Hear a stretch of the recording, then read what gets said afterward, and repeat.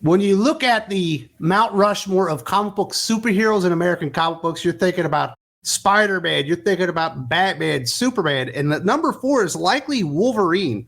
A lot of people know him as an X-Men, but he's one of the best-selling solo characters in the history of comic books. And apparently they are going to go back and retcon who actually has creator rights to this character. A lot of people like Roy Thomas. I personally think that he's a little bit undervalued and people don't fully appreciate all that he's contributed to Marvel Comics and just comic books in general. But I guess every hero becomes the villain of his own story after a while because he's the guy that's claiming creator rights to Wolverine, and it's kind of changing a lot of things, and there's a lot of outcry about this, Doc. And I was unaware of a lot of this. There's been a lot of claim by him and by his, PR agency and everything of partial creatorship of some rather important characters, even in his role as EIC. Wolverine was created for Incredible Hulk 180 by writer Len Wein, designed by John Romita Sr. and drawn by Herm Trimpe back in 1974, before the character was picked up by Wein for Giant Size X-Men #1, but it seems that is changing. Former Marvel Comics joint EIC DC Comics senior editor and current Webtoon editor Bobby Chase posted this to Facebook.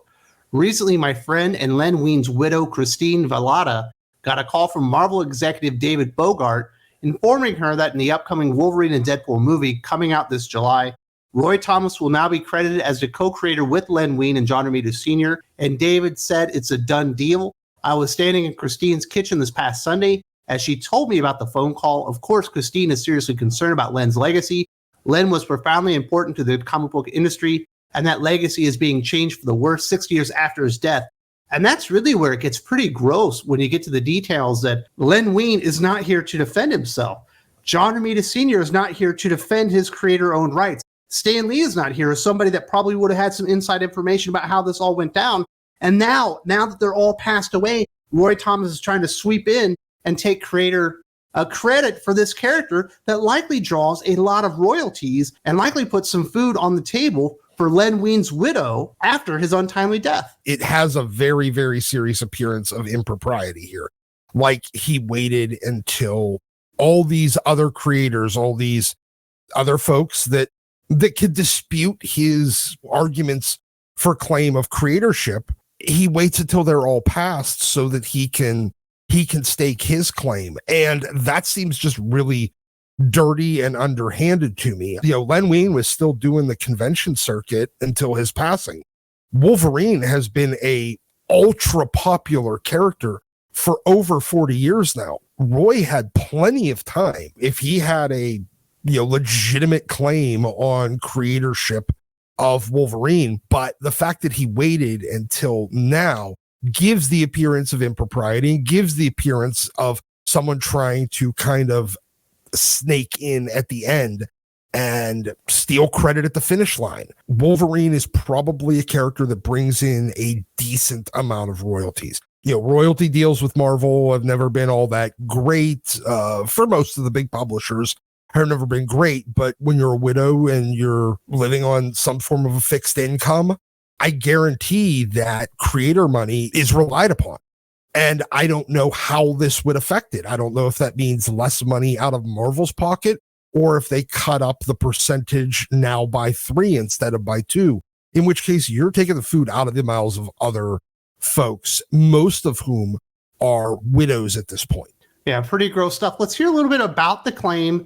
Roy and his manager, John Cimino, submitted a piece to CBR for their online publication, which they published on February 9th, 2019, entitled Weapon X Explained, Wolverine co-creator reveals the truth behind his origin. It might be worth noting that this was done 4 years after Herb's death, 2 years after Len died, and 3 months after Stan died. In this piece, Roy finally uncovers the real story of Wolverine's origin, in which he says he co-created the character. As Roy says in that article, he suggested the name and asked the character be Canadian.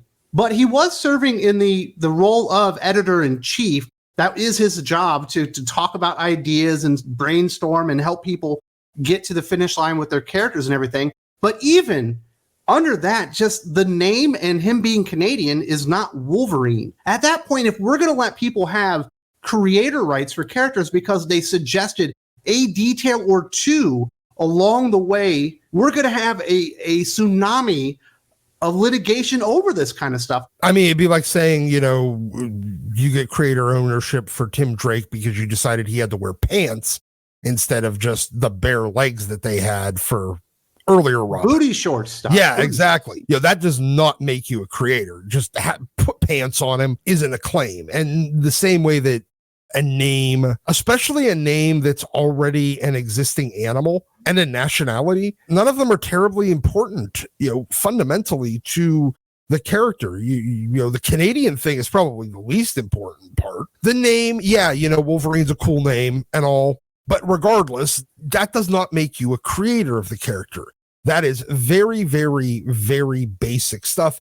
And additionally, it's within the job description of an EIC. Generally speaking, when you're a corporate, essentially officer or, you know, managerial level, and you are doing work, then that work is now completely under the ownership of the company. So the idea that he personally would get credit for something that he did essentially as an officer of the company is absurd. That's not the way that works in any sort of other business. And from what I understand, that's the way it has always worked in the creative business. Like once Stan kind of became the EIC, unless he was also writing the book, he didn't get credit for stuff anymore when it was created by somebody else that he was just, you know, editing. Well, yeah, because it entitles him to a percentage of the royalties. And I imagine it's now split up 3 ways instead of being split up 2 ways to the John Romita Sr., obviously, family, and then obviously to Len Wein's family. Creators should be rising up against this because it means that everything that they created, that they're currently getting royalties on, however much of a pittance it may be from Marvel and DC, it now leaves whoever their editor was, the editor-in-chief. You know, does that mean the assistant editor has credits now, the associate editor, the direct editor, the group editor, as well as the EIC? I mean, that's the kind of Pandora's box you're opening by letting company officers and company officials, company employees now claim individual creator credits for work for hire product. It's definitely a disincentive for people to go out there and create new characters that are awesome. Like, do not speak to me when I'm creating new characters anymore, because I don't want you to start claiming credit afterwards. This is what Rob Liefeld had to say, folks. Let me tell you that Christine Vallada, the widow of the late, great Len Wein, contacted me last Monday to share the Wolverine news. I was immediately distraught and terribly upset.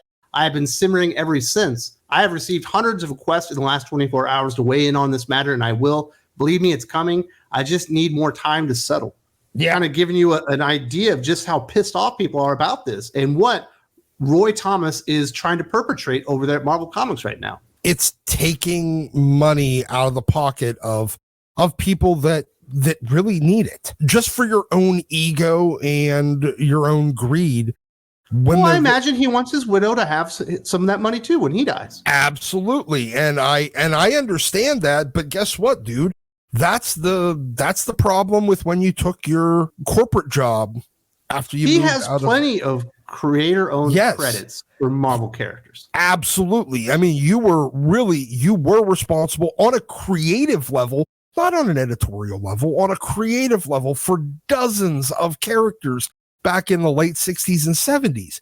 The last thing you need is to slap another character under your belt, except for the fact that you want it to be their second biggest character, especially the employees at the company right now. This opens the door to allowing them all kinds of credits. Well, it's another reason for comic book creators not to trust Marvel and not to trust DC and to, again, water down the product, because you don't have the best creators even wanting to associate with these guys anymore, because they know there's a good chance if they can fuck you over, they're going to do it. This is what Dan Jerkins had to say. It's interesting listening to him because obviously he's a well-known comic book writer, but also a well-known comic book editor. He's been on both sides of the aisle. Unconscionable decision. There is no way that editors should be credited as creators. This unjust decision is made far worse by the fact that Len is no longer here to counter the argument or make a case for himself. 100%. This is pure opportunism. Roy waited until everybody was gone, when nobody can refute your claim because all the people that were also involved are fucking dead. But unless there's written record, and then this is an age before email, before basically forever data, You just have to hope that there's a page somewhere that somebody had that gives some sort of argument against this, but it's unlikely that that's going to happen.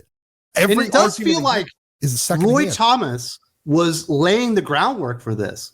Yeah. Because he never ever mentions that he feels like he's the co-creator of Wolverine that I can see, and there's some documentation out there, until 2017 was the earliest, then again in 2019. Like it's all happened within the last 6 or 7 years.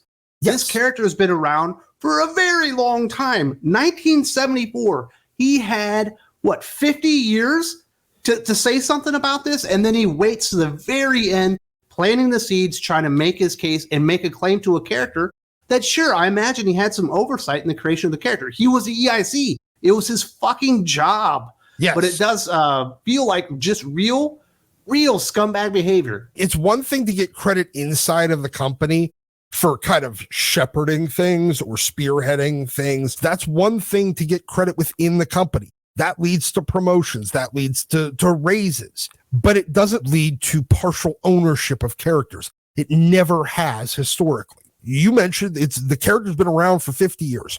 They've been probably the number 2 character at Marvel for 40 years. Nowhere in that first, 43 years of the character's existence and 33 years of the character's ultra popularity did anyone even contemplate start handing credit to him? No, it wasn't until after everyone that can argue and refute the argument, his argument, is dead, that he comes out and does it.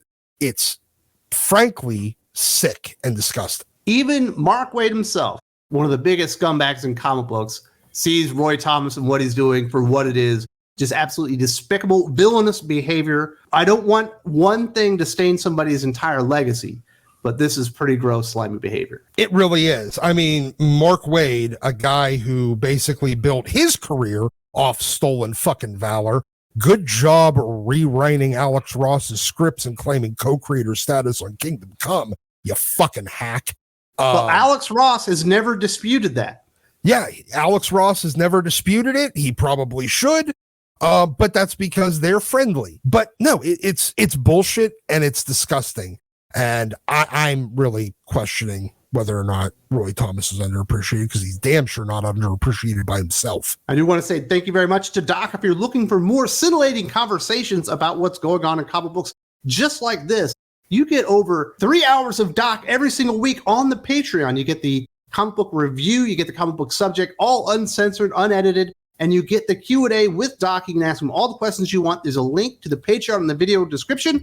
Definitely show up there because we have the goods for you if you love the Doc.